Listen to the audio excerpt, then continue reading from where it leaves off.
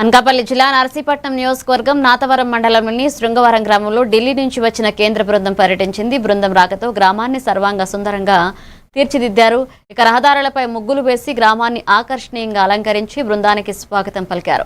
ఈ సందర్భంగా కేంద్ర బృందం team doctor Javid Nabi, Deependra Kumar, OSD Srinath గ్రామంలో విస్తృతంగా పర్యటించి పంచాయతీ నిర్వహణ, గ్రామాభివృద్ధి కార్యక్రమాలు, ప్రజలకు అందుతున్న సేవలను పరిశీలించింది.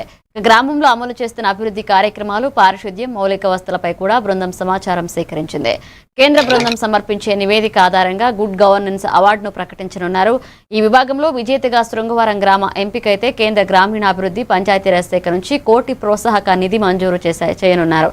కార్యక్రమంలో Zilla Parishad CEO P Narayanamurthy, DPO Sandeep, DDO Nagalakshmi, MPDO MS Srinivas, SI Y Tarakeswararao, deputy MPDO K Murthybabu, Tandava project chairman Karaka Satyanarayana పాల్గొన్నారు.